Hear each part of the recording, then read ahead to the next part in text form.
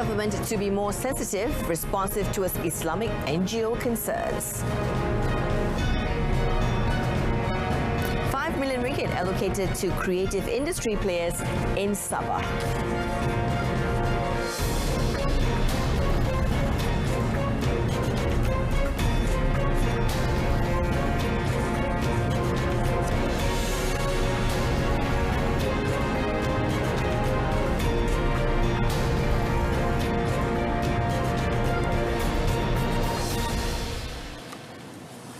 Good evening, I'm Jessica Lee. Welcome to News at 10.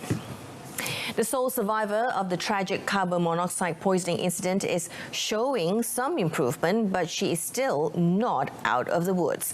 A family friend of Nur Akila Muhammad Safwan, known as Halija, 25, said the girl's parents are on their way to Kuala Lumpur from Sungai Petani after sorting out the burial ceremony and other formalities of Nur Akila's twin. She said the twins and their two coursemates had just finished their final year at a private college and were supposed to go on a pre-graduation holiday before heading back to their hometowns. Now, they were supposed to spend Malaysia Day in Pulau Pinang and return to their hometowns. Halija said it is unfortunate that this had to happen. She said this when met at the Tuanku Mizan Zainal Abidin Armed Forces Hospital this afternoon. The three women, including Nur Akila's twin, died of carbon monoxide poisoning after falling asleep in a car while resting in the parking lot of a petrol station in Sama Gagah, Butterworth on the 16th of September. Sharifah Farisha Said Fatih, Ayuni Shazwani Shabri and Nur Akila's twin, Nur Adida, all aged 21, died in the incident. They had gone to Pulau Jerajak during the Malaysia Day holiday and were understood to be returning to their respective homes in Sungai Petani and Gurun, Kedah, when they decided to take a break at the parking lot.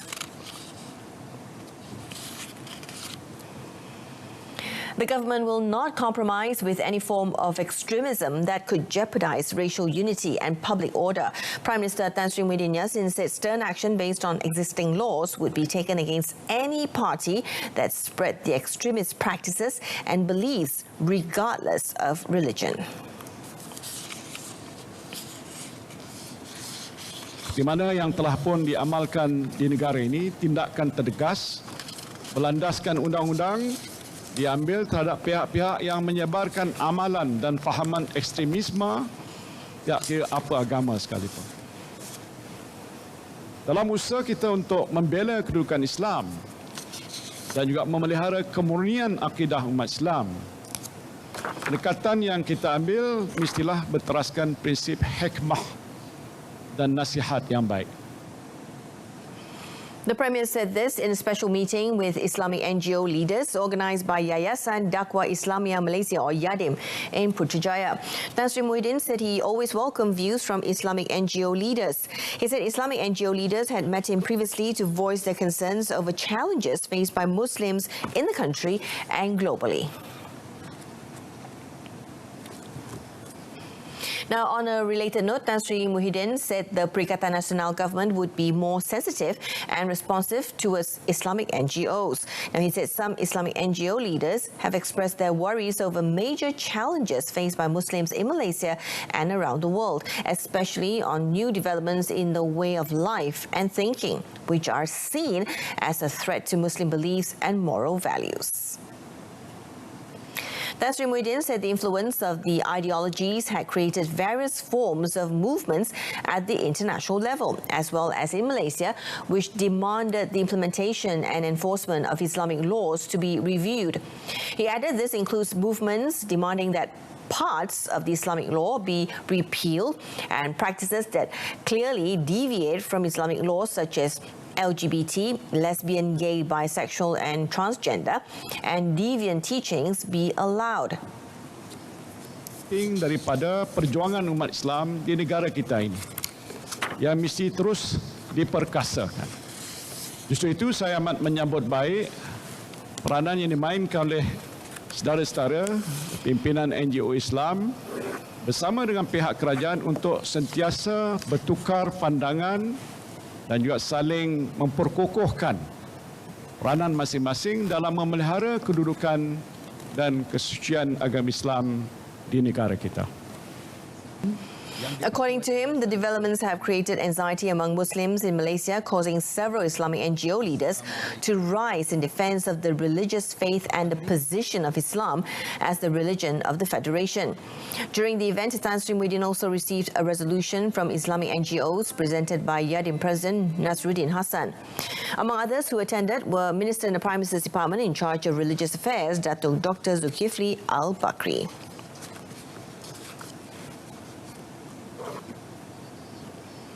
Now, a total of 20 new COVID-19 positive cases involving 17 local transmissions were recorded in the country today, while one fatality was reported in Kedah.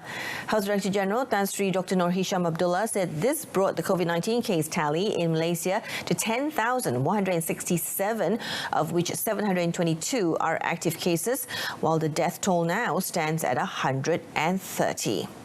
He said, as for the new local transmissions, 14 of them involved Malaysians and the rest were foreigners. Now, 9 of them were recorded in Kedah, while the rest were in Sabah. In a release statement, Tan Sri Dr. Nur Hisham said the latest fatality was an 82-year-old man who experienced fever symptoms on the 4th of September but received no treatment. On the 7th of September, he was found to be a close contact of case 9,458 and case 9,547 of the Sungai cluster. He was admitted to the Sultanah Bahia Hospital in Kedah on the 9th of September, but his condition worsened and he was transferred to the ICU ward. The patient passed away on the 18th of September at 5:45 p.m. Tan Sri Dr. Nur Hisham also said another new cluster was detected today, named the Bakau cluster in Semporna, Sabah, of which 3 COVID-19 positive cases were reported. The index case was a Filipino woman, case 10,145, which was the 129th fatal case. Close contact screening was conducted and 2 COVID-19 cases were found from this Bakau cluster. The 2 are a Malaysian and a Filipino who have been admitted to the Tawau Hospital for treatment. About 5 million ringgit of the total allocation under the Digital Content Fund, or DKD 2020, has been channeled to creative industry players in Sabah. Now, this was an increase of 3 million ringgit compared to last year. Communications and Multimedia Minister Datuk Saifuddin Abdullah said the increased allocation was made seeing the potential of the industry to further develop in Sabah.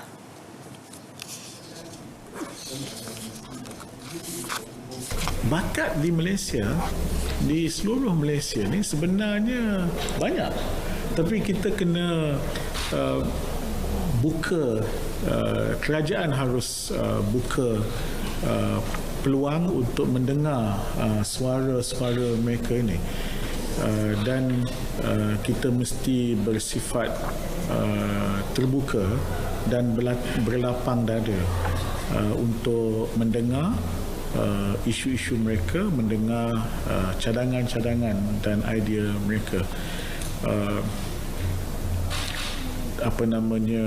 Dan saya percaya bahawa dengan cara itu kita dapat meluaskan lagi peluang untuk anak-anak muda yang berbakat ini meneroka dan menempa kejayaan dalam bidang-bidang yang mereka pilih, yang mereka sukai.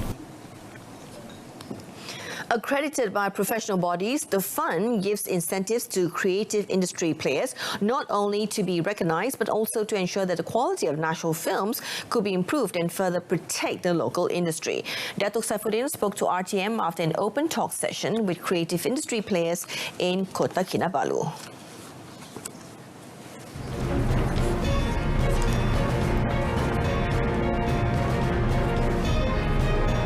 Johor to confiscate private land used as illegal dump sites.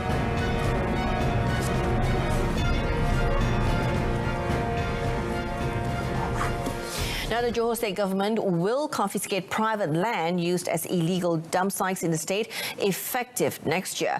Johor Housing and Local Government Committee Chairman Ayub Jamil said the action would be taken against landowners who have repeatedly ignored warnings by the authorities. Ayub said 189 illegal dump sites had been identified in the Johor Bahru and Iskandar Puteri districts this year alone, with 88 of them found to be owned by repeated offenders. tanah persendirian, itu boleh rampas tanahnya. So kita akan beri terdapat tanah-tanah yang maksudnya tempat buang sampah, tanah persendirian, kerajaan negeri boleh tahu. Kalau kes ini berulang terlalu lama, I think kita akan cadang pada kerajaan ini untuk ambil tindakan. He was met after the national level 2020 World Cleanup Day program in Kampung Pendas Baru, Johor Bahru. A former senior officer of the Malaysian Armed Forces with a Datuk title has been remanded for 3 days from today to facilitate investigation into an alleged false claims involving the implementation of road upgrading project in Sarawak. Now, also remanded was the director of a supplier company.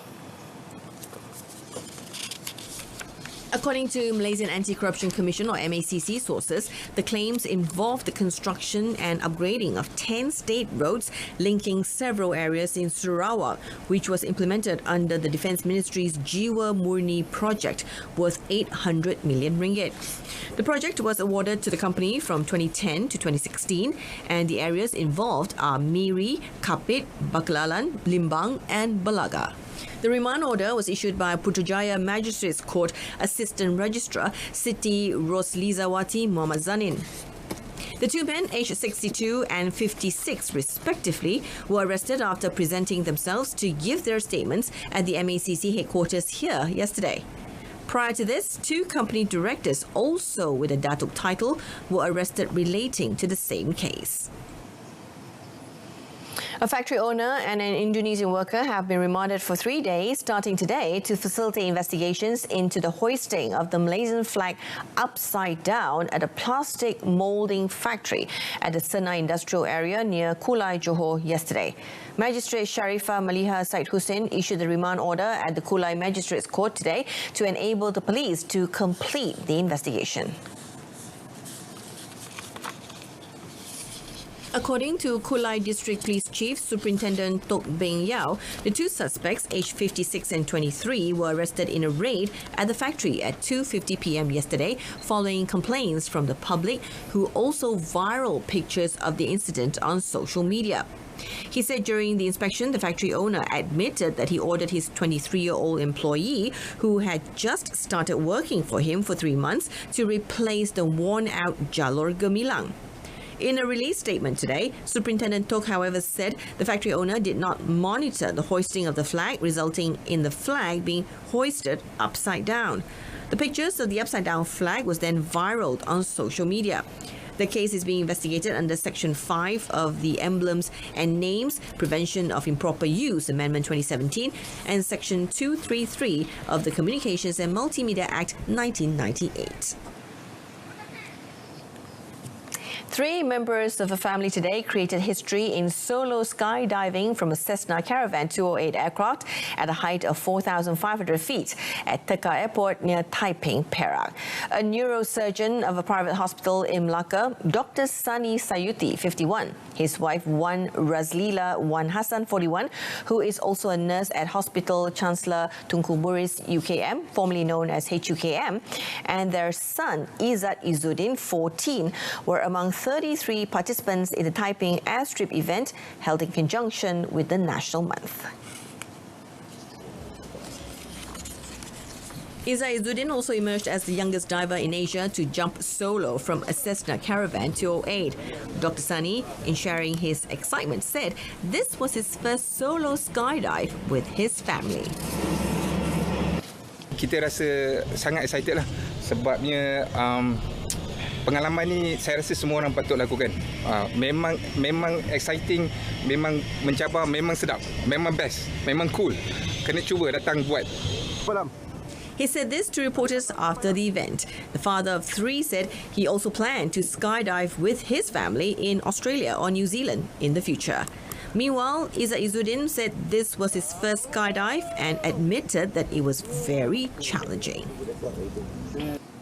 And that's it from us this evening. In our top story, government to be more sensitive and responsive towards Islamic NGO concerns. Join us again at 10 p.m. tomorrow. I'm Jessica Lee. Stay tuned to Salaram Berita RTM and good night.